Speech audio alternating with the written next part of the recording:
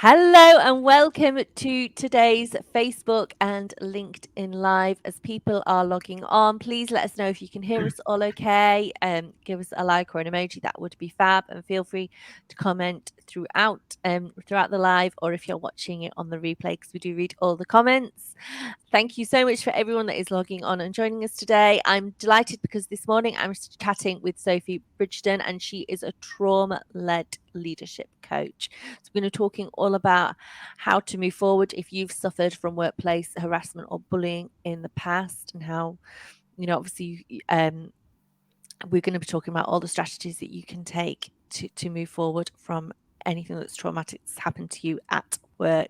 Thank you so much, Sophie, for joining us today. So I know it's a really sensitive topic, and it's a very prevalent topic, and I know it will have affected a lot of people. And I'm really pleased that we're talking about it today, and giving people a bit of an outlet and some strategies on how they can cope and move forward. So thank you so much, Sophie, for joining us this morning. Oh, Liz, it's a pleasure to be here. Hi, everybody. And I'm really looking forward to our conversation. I am, because like I said, it happens a lot, unfortunately, and it's often brushed under the carpet, and maybe people don't know what to do if it's happening to them, Yeah. and don't always acknowledge it. So, do you want to give us a little bit of background into you and how you got involved in trauma-led coaching? Yeah. So, I mean, in terms of my background, I was initially a teacher, and then I joined the armed forces and I became an officer, and I was there for 8 years. And I joined something called the Education and Training Services. So glorified teacher and trainer, but delivered leadership and management, All right. and also led soldiers. And had a vast array of different experiences, because you moved on every 2 years. It was kind of fast track leadership sort of environment. And how I got into the trauma side of things, that's where it all starts. So in 2007, I was deployed to Afghanistan. Yeah. And what I didn't realize, Liz, was that I was the only female attached to an infantry battalion. And an infantry battalion is about 800 men. Oh my gosh. And yeah. And So you'd been working before for the army, but in the UK, and it had been more mixed teams, had it? yeah, I've been delivering a lot of training, leadership and management training for soldiers as they go through their career they could be up to warrant officer, which is the sort of highest level that you can get a soldier, and then young officers as well, so up to captain level. And then I sort of got deployed, and the idea was that I was asked by the battalion to work with them on anything from mentoring the Afghan National Army through to, I learned basic Pashto so I could deliver that, and looking at cultural awareness, all sorts of things. And what I worked with the Americans as well, and did sort of developed materials to win the local population, the hearts and minds of the local population. So anything from messages through to going out on village medical outreach programs and handing out humanitarian aid and gathering intelligence off the ground from the local population. So it was diverse, it was interesting. Yeah. But the problem started early on. So we flew in from Afghanistan. They turn the lights off the plane, the shutters come down, you're strapped up, you've got your vest on, you've got your rifle there, and you come down and you realize, right, you're going into a war zone. And then So it's not like a soft landing, really. it's not an easy jet flight, that's for sure. No, yeah, you're not checking into a hotel. Not at all. Oh gosh, if only. And so I basically experienced a catalogue of situations from the very beginning there was bullying, and there was harassment, and there was sexual abuse. And it started From your colleagues? Not all of it. So I landed in the desert, and they go and they test the weapons in the desert. It's one of the first things they do. And what happened was I was sort of pushed to the front of this battalion, and I was ordered to do something that I hadn't been trained in. So I refused, but they ordered me again. So it put me in this really humiliating situation. And I felt like I was being made an example of, because all these 800 men were just looking at me silently. And the message was, you're a woman, you don't belong out here. We don't want you out here. You're not of value. And alongside that humiliation, I just didn't feel safe around them, and that's despite being in a war zone. So that was the initial sort of. That person that brought you out and made an example of you was a real old school bully. And there's a lot of it. And it's really interesting because I think we have a bit of a clash of cultures going on in our environments. Those that have these traditional values and that see things like emotions as inherently feminine. And, also these sort of questions around, sort of the masculine and feminine. And diversity. We've got all this mix of different norms and beliefs, and diversity is great, but I think there's a bit of a clash, right? And yeah, they weren't used to females in their environment. So I experienced the sort of little things, the misogynistic sort of jokes, etc. But I'd stand up every evening. You do a brief with other officers. And the commanding officer, so he was running the battalion out there, would sort of dismiss my ideas, sort of push me on as quickly as possible, never sort of said in front of people that he valued my contribution. And over a time, because I was there for 7 months, that just wears down on you. And I wondered, well, why did you invite me out to be part of the battalion? But then there were two sort of key things. And one of that really sort of just made me think, you've got to stop this. Yeah. That carried on. And then I was invited to dinner with the Americans, and my commanding officer was sitting opposite me with his adjutant, which is like a PA. And I was talking to the Americans about working out in New York as a waitress.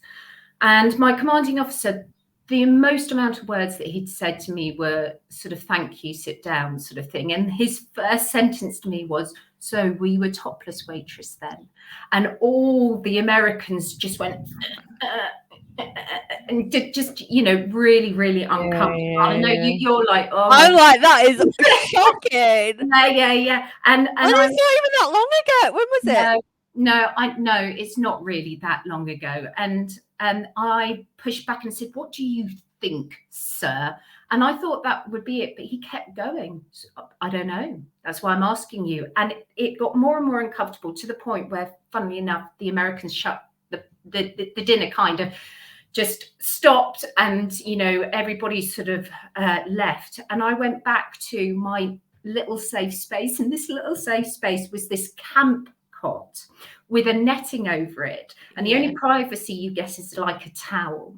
And I burst into tears because it was 4 months in. And you're the only woman still. So, i.e., is there anyone else sharing? Is it a tent you live in, or? No, it's like a corimek. It's like a sort of metal container. Okay. And initially, because I was the only female, there was no one else sharing that space with me. So I just burst into tears, and I thought, there's no point crying. There's absolutely, it's not going to get me anywhere, and I'm done. So I'm going, I don't care whether this guy's a general, a brigadier, who he is, I've got to say something.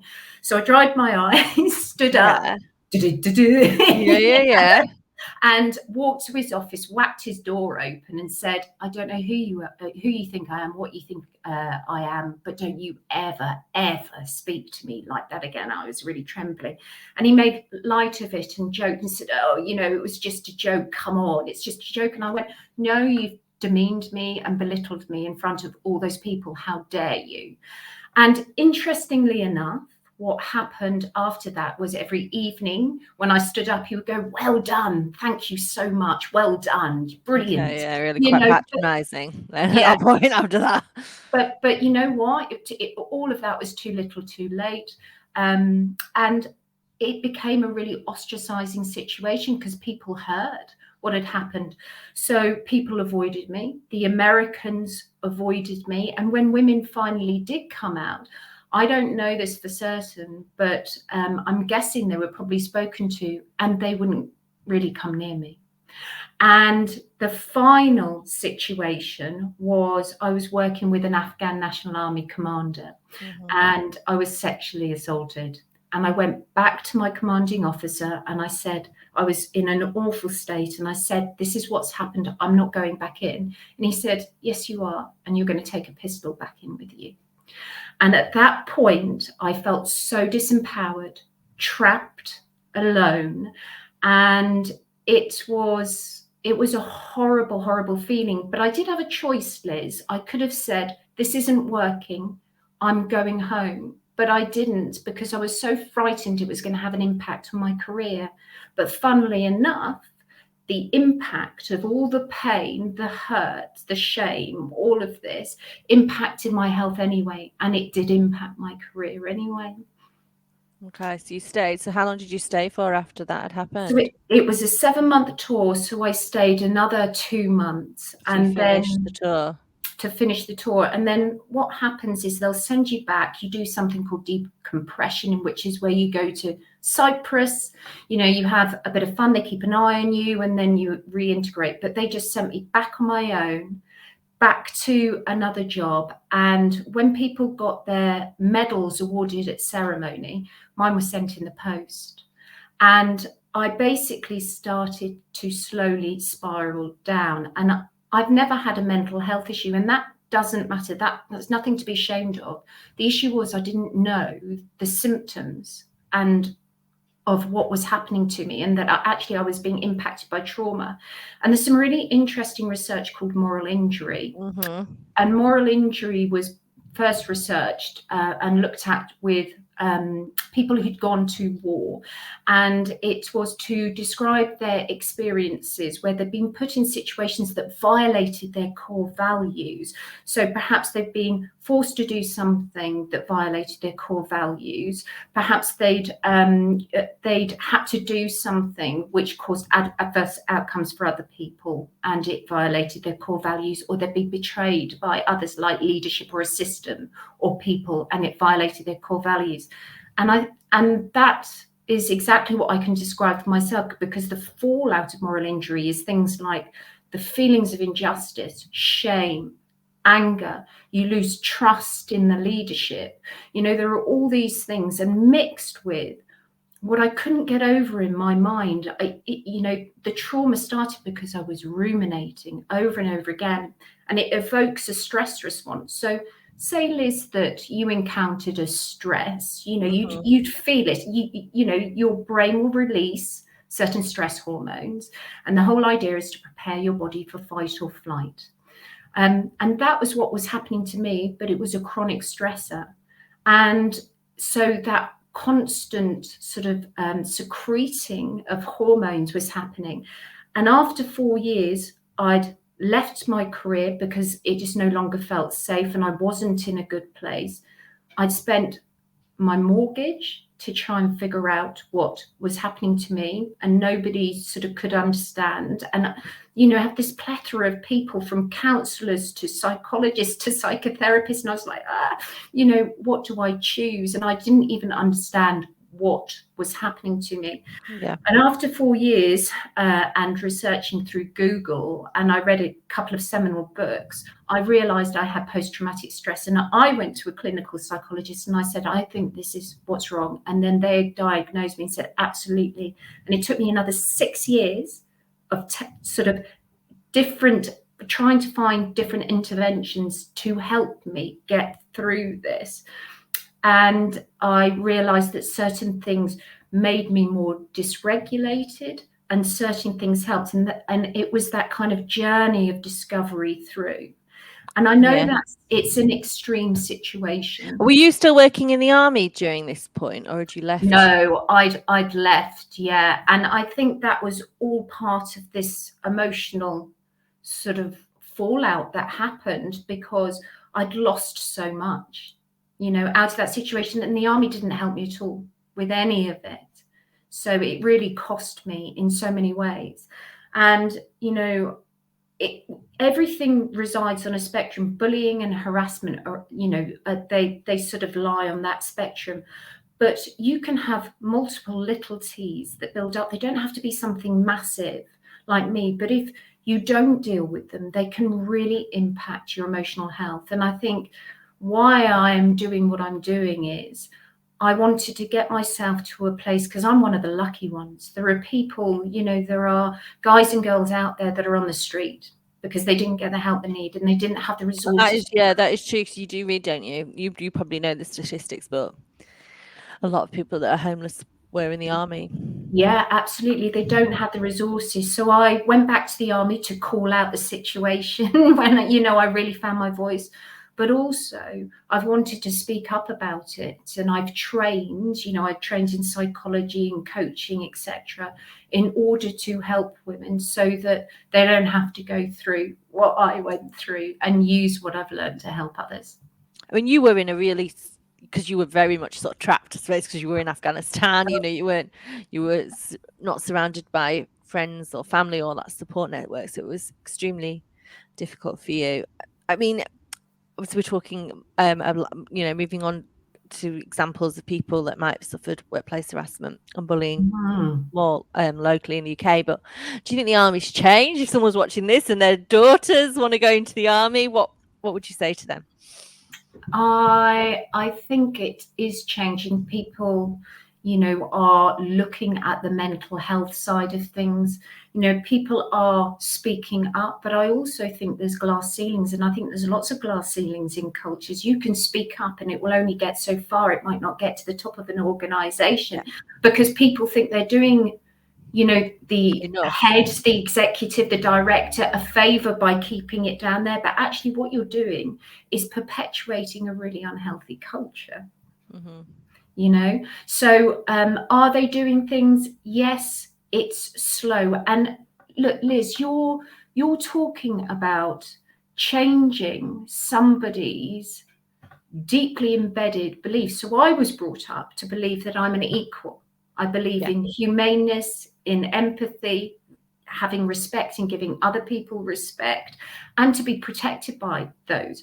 But if you think about some of our clashes, and especially when, the misogynistic or the clash between the traditional views of femininity or what it is to be female and, the more equal sort of views, that takes time to change and evolve. And in order to support that, we really need leadership to support it. And you'll have some that will and won't. And then it needs to be a collaborative effort. It's like David and Goliath, me speaking up, isn't it? I'm one lone voice, but it's so important that we talk about it, because even with knowledge, there is power. And hopefully if people do find themselves in situations where they feel something is traumatic and that they can get the right help, because that was one of my problems. I didn't understand. Nobody was talking about it. So you were very isolated, and this is pre-smartphone. It's very hard, isn't it, to know where to get that support.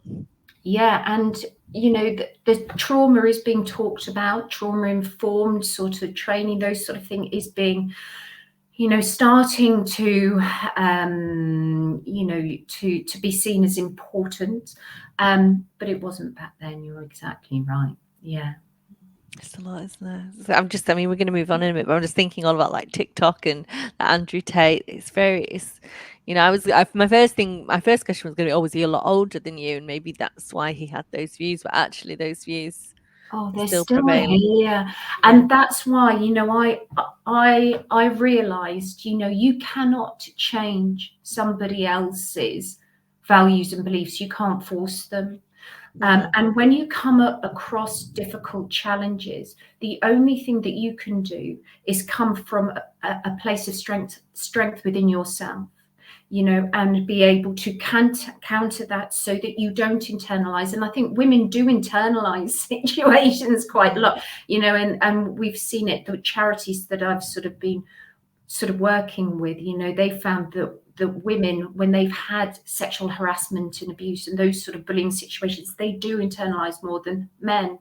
And it's about, building those resources, those internal resources to protect yourself, to stand from a place of strength and calmness so that you can deal with those and not take it on personally.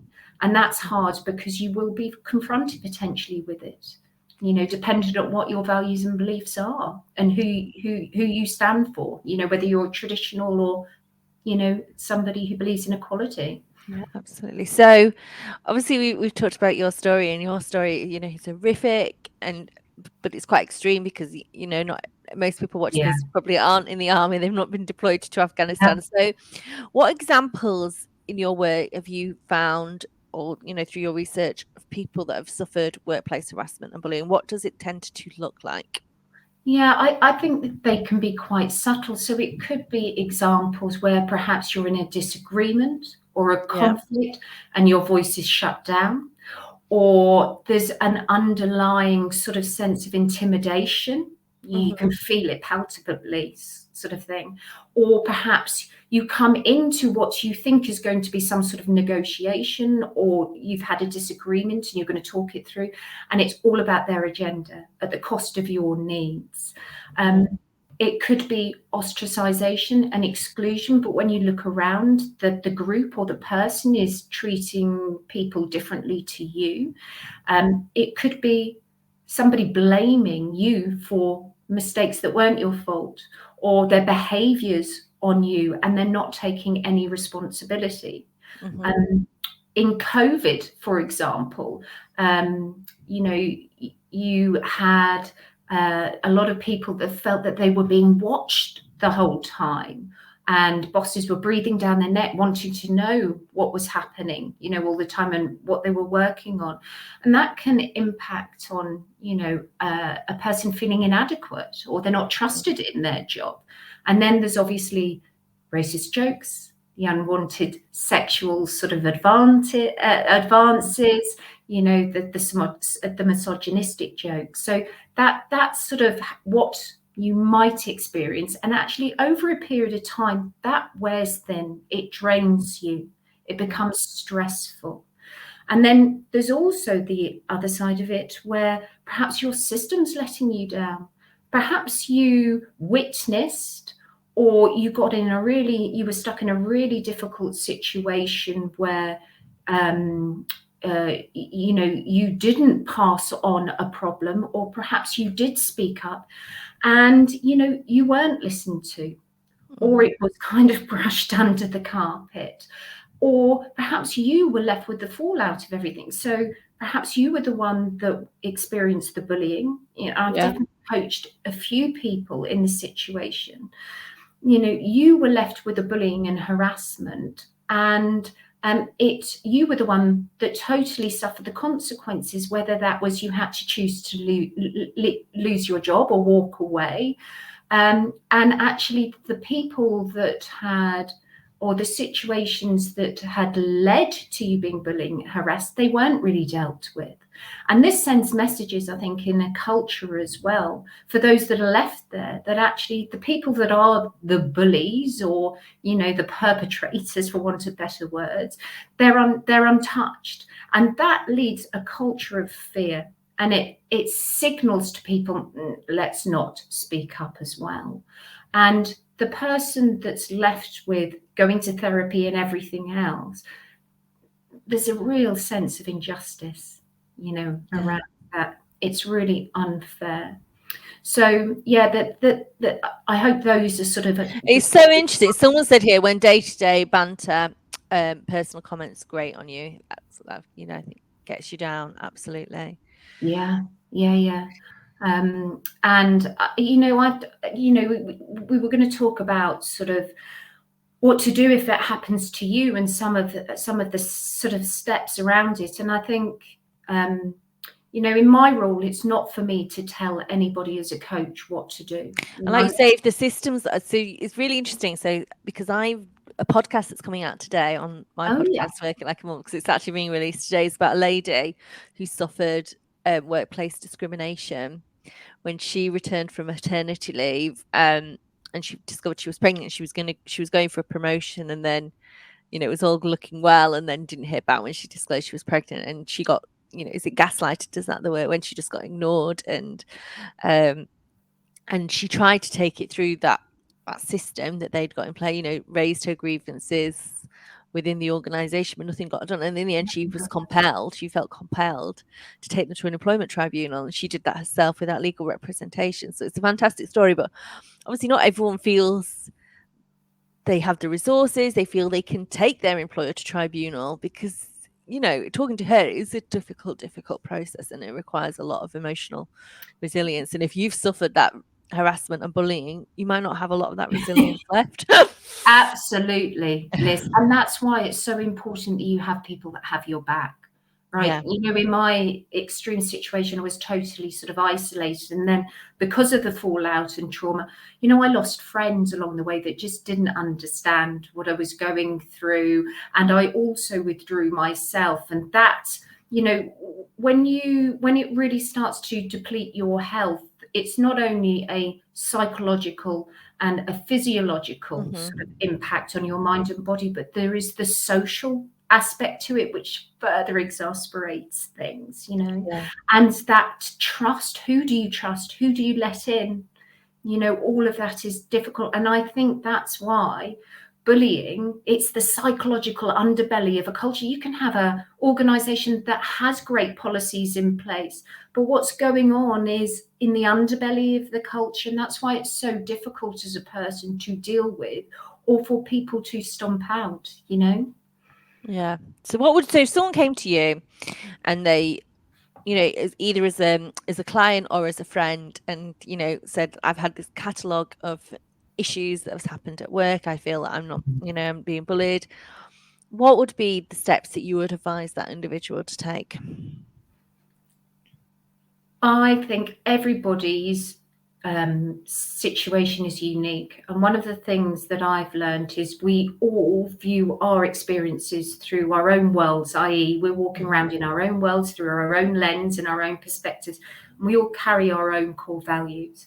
And not to listen to how it's impacting them emotionally, fundamentally, because if you're experiencing it as distressful and threatening, then it's traumatic to you.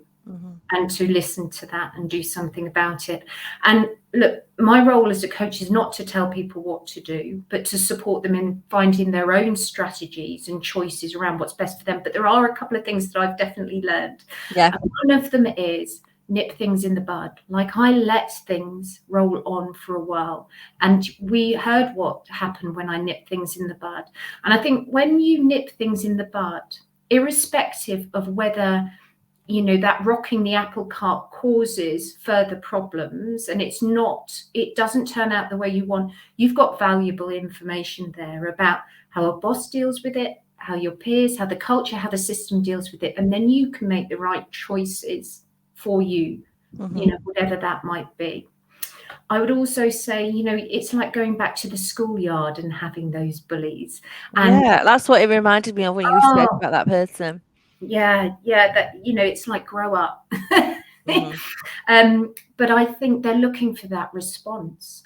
And one of the things that I think that's really important is that we come from a really grounded, internal, strong place, and that we calmly, assertively deal with things as best we can, because it can really trigger us and it can be really hurtful emotionally. But being able to try and hold on to those emotions and deal with it in the best way possible, but as calmly and assertively as possibly. I think try to find those allies inside and out. It gives you strength when people have your back. And I think a lot of these problems have to be dealt with collectively, and at all sorts of levels, I think. And I think observe your culture. Is there anyone else that's had problems and spoken out? How were they dealt with it? how were they dealt Yeah. with, and how did people deal with, and fundamentally deal with your emotional health. So Liz, do you mind if I give you an analogy to explain how Yeah, it absolutely. works? Yeah. So if you had a thorn in your hand, Yeah. what would you do if you had a thorn in your hand? I try and get it out. You'd absolutely try and get it out. Okay, Yeah. so that thorn is like an emotional hurt, yeah. Okay. Yeah. And if you didn't take that thorn out of your hand and the body didn't reject it, what would start to happen to that thorn? So, I mean, I'm not a medical person. I'm thinking, would your hand get infected and then it would start spreading? Yeah, You could make exactly. yourself So quite poorly, couldn't you? exactly. So you'd potentially put a bandage around it, and Yeah. then you'd be really careful. You're protecting it, but it's still there, and you're going around. You don't want to bump it, etc. And then say you move through life and you get more thorns, the inevitabilities of life and knocks, yeah. And these thorns are the emotional hurts, and before you know it, you're wrapped up like a mummy. Yeah. And ultimately, you can't touch somebody's skin. You can't hold their hand. You can't give them a hug. You can't give them a kiss, and because you've got all this hurt internally, you remove yourself socially and you don't want to knock into things. And what I'm trying to say is these wounds build up, and we automatically and understandably resort to certain behaviours to protect ourselves. But actually, in walling ourselves off to try to protect ourselves, actually, we can cause ourselves more hurt and more isolation. So, what I'm trying to say is, when that thorn hits your hand, get it out gently, but process it. So, how would somebody get it out then? If they've been hurt by something that's happened to them or something that's been said to them, how do you remove that? Because it's emotional hurt is really hard to remove. Yeah, and I think it's noticing the feelings in your body and understanding what you're feeling, and understanding perhaps how the feeling is impacting your thinking and how your thinking is impacting and further fueling your emotions. Mm-hmm. And slowly starting to move in and process that emotion and find strategies that are right for you to process and make sense of what's happened to you, so that you can see. You might be looking at the wound and your hurt with a perspective that is further sort of fueling the hurt. So perhaps unpacking that thinking, and looking at from different perspectives so you can make sense of what happened to you. Look at some of your behaviors, how are they keeping you stuck, or how are they further causing you hurt? And then it's if I was working with you, Liz, I'd be exploring the kind of strategies that would work for you to help you in the present moment. So I'm not going into your past. I'm working with how what happened is impacting your present, and then strategies that will help and empower you so that you can move forward from the situation. But also, should you come across another challenge like that, because we're not going to walk around like a mummy, right? That you are able to better deal with it. Mm-hmm. And to thrive. So that's what I would say. And there's a whole host of different interventions, things like journaling, yoga. You want to be working from bottom up and top down, and by that I mean from the body up. So things like yoga, and top down, looking at your thinking and your perception and working with that and how that has an impact on your feelings in your body. So it's both sides of that. Yeah. And would you recommend that somebody removes themselves from that situation, or try and change the system? For my personal I suppose it's a experience, personal thing. yeah, from my personal sort of experience, I found more power in my voice the more I became detached from the situation. Yeah, and I agree with you. I found that as well. It's very hard, isn't it? you have to be a very, very strong person Yeah, to try and and change from within. you know, but each and everyone's unique. You know, your situation may lead you to want to change policy, and you're in a place where you can change those policies, or you're a leader that actually will treat people in a different way. You know, that's the value of our experiences. We can go on and do so much good, but Hmm. it's about learning and growing, having that kind of growth mindset rather than the fixed mindset that actually this is the way it is. There's nothing can be done for me or for, you know, the culture that I'm in. Yeah. There is absolutely possibility. Yeah, I think that's a really good thing. I think that is the thing. You know, like you said in the beginning, you have a choice. And at the time, it feels like you don't have a choice, but you do have a choice, I suppose, whether to remove yourself from that situation, find another job with a better company, or, you know, or how you basically deal with that hurt and that trauma. There is always a choice, isn't there, on how we as individuals deal with, you know, things. Hannah says, thanks, Sophie and Liz, for these strategies. So beneficial. Thank you. Great, thank you. Yeah. Oh, it's been really, really, you know, fascinating. Thank you so much for sharing your story No and your problem. experiences, and, Mhm. you know, and obviously all the work you're doing now to help people, you know, to harness what happened to you to benefit others, which I know takes a lot of bravery. So thank you for doing that. No problem. So how can people find you, connect with you? And if somebody's watching this and, you know, Mhm. feels that they've suffered a trauma, what sort of traumas do you help people with? Not going, so in my work, I will acknowledge the presence of, and I'm trained to understand how trauma can impact on their present situation. If somebody came to me and they're really suffering like I was, I would be perhaps sending or talking to them about perhaps other people that they need to work with first. Okay. So what You sort of know, people would those be like? it could be anyone from a psychotherapist, you know, if they are really emotionally dysregulating, they've got chronic anxiety.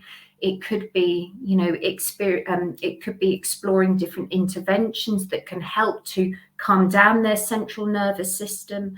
But if they're wanting to, they know that perhaps, you know, they're experiencing emotional difficulty in their presence and they're experiencing it as traumatic, I'll work with them in the presence on powerful solutions for them and strategies that can help them move them forward. You know, you have to be ethical around this. It's, yeah. And, you know, I wish that, you know, more people had known about what I was going through, because, you know, I wouldn't have spent so much time, you know, trying to figure out what was happening. You Yeah, know. and it's thank God there are people like you, because, you know, and we all suffer trauma in our lives, and actually you carry that with you, don't you? I think throughout your life, and it's how then you acknowledge that and, you know, move forward. And it's been really helpful, and it's so helpful to know that there are people like you that can help. Someone said incredibly helpful and insightful. Thank you. Thank you. Thank you so much for people that have watched. If you've got any final questions for Sophie, please pop them in the chat. So where can people find you, connect with you, and learn more about you and your services? Yeah, sure. So first of all, on Liz's landing page, there's a link to discovery sessions, which are free sessions that I offer for anyone who's interested in coaching with me. And in those sort of free sessions, we'll explore what you would like to work on and whether I'm the right person to work with you. Yeah. And then you can also find some free resources. So I've written a few blogs around speaking up and around what trauma is and the way it can show up in our lives. So you can find that, and also my podcast where I talk about more about Afghanistan. If you really want to go there, then you can listen. I mean, to it's fascinating. I actually find that really, because, you know, it's, you only saw what you saw in the news. So actually to speak to somebody that was there, and it's absolutely fascinating. Yeah. And it Yeah. wasn't a bit, I feel sorry. It was not easy for you at all. So You know, it was what it was. And what's come from it is a real sense of purpose and a whole range of knowledge and tools, you know, so it's not all bad. It's not all bad, Liz, at all, yeah. at all, you know. But the website, if you want to sort of look me up and for those resources, it's www.beyourbest.org.uk. Yeah. Oh, we'll put all the links in the show notes. Thank you so much, Sophie, for your time today. Thank you to everybody that's watched live and on the replay. Okay, bye. Bye bye.